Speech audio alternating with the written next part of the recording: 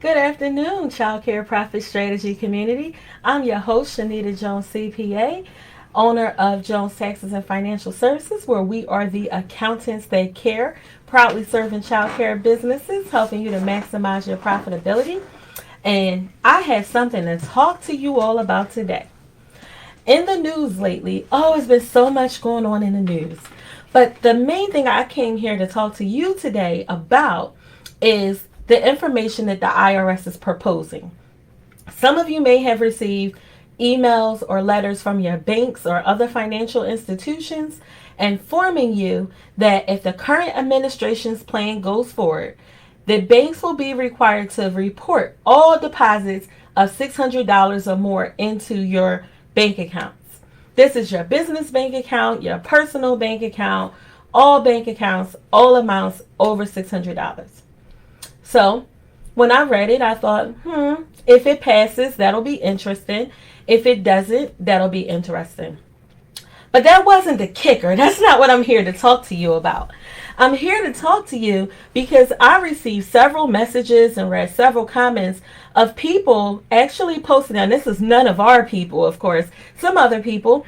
People are posting and they are highly upset. And they're saying, well, now I'm going to have to pay tax on my Cash App money. Now I'm going to have to pay tax on my Venmo and my PayPal and my ProCare and my Brightwheel and all these other things.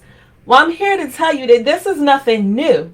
We were always required to report or any income that we receive from employment or self-employment activities.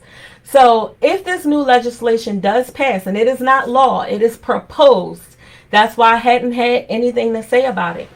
When these things are, and this is why it's important that we do stay abreast of current events, watch the news, vote, even though many of us voted for this administration that has come out with this, but we're not going to agree with everything or disagree with everything anyone does or doesn't do. So what my advice to you is to continue to do the right thing. Report all of your income.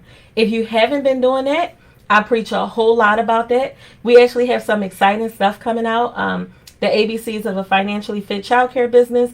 There'll be an ebook. There'll also be a training to help us become financially fit. And one of the things that we do discuss as being financially fit is making sure that we have a true account of all money. So, should you be concerned and should you worry? No, because you're going to report all of your income anyway.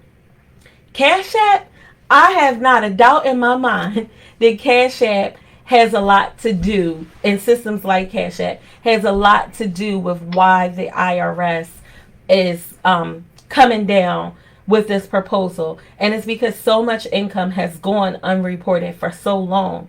But whether or not you receive a 1099, if it's a copay, if it's a late pay, maybe everyone usually pays you through Pre-to-3, Brightwheel, Panda Classroom, Hi Mama, or whatever you're using. Even if people usually pay you through that, and there's these one-off instances where people pay you in cash, you are still required to report that cash on your tax return. Cash is income, okay? So as long as you're doing the right thing, you have nothing to worry about. If you are unsure if you are doing the right thing, you may want to speak to your accountant. If you do not have an accountant, we do have an opportunity for persons that are interested to schedule a consultation with us.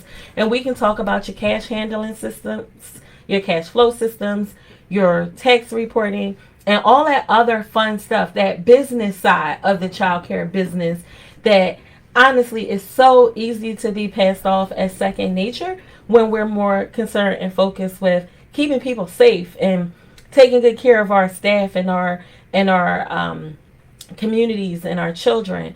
So if there are any questions, I will hang out here for a minute and I'll be more than happy to address those questions. And I also have one more tidbit that's been in the news that we've been seeing a lot of information about. And with that other topic is there are a lot of incorrect IRS letters going out. Many of these letters are coming up and they're saying there's a math calculation error, your recovery rebate credit is incorrect, or your dependents aren't your dependents. The IRS is still behind from COVID.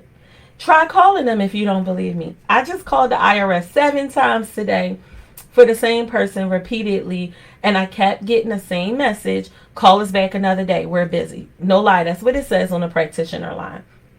So if you receive one of these letters, your tax person probably did not make a math calculation error. And I'm quite certain that if they are your dependents, you know who your dependents are, and you did not list the wrong dependent. Those are automated letters being populated by the IRS and being mailed out.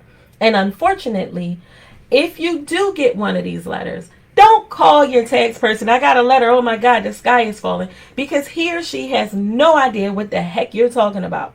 So I would suggest that you send the letter first and then you call after they've had an opportunity to review it. And they'll probably shoot you back a copy paste message because we're seeing so many of those letters. So it's probably nothing you did wrong. It's probably nothing your tax person did wrong. It's an IRS issue and it's going to have to work itself out. If you are calling the IRS, we have the best luck right before they close and first thing in the morning. But even that is not guaranteed.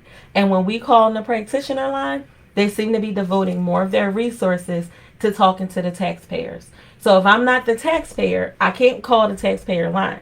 But if my client calls and three-ways me in, now I can get through faster than I would, because they just simply don't seem to be giving tax professionals, which are CPAs, enrolled agents, and attorneys, they don't seem to be giving us as much time as we need to talk to them because they're not answering our calls.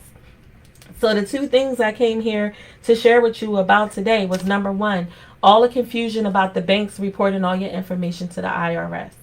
This shouldn't be a concern for us because we already report all of our income. If we aren't, or we aren't sure, we can schedule a consultation with Jones Taxes and we can help you.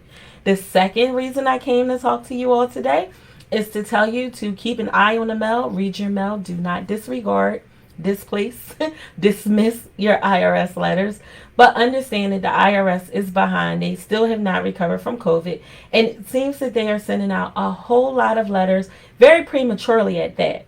And they're threatening levies, fines, and all sorts of other nasty things. But these are computer generated letters and there's not a lot we can do about it. But what you can do is be very proactive and make sure that any letters with questions you have, you're sending them in advance of your conversation.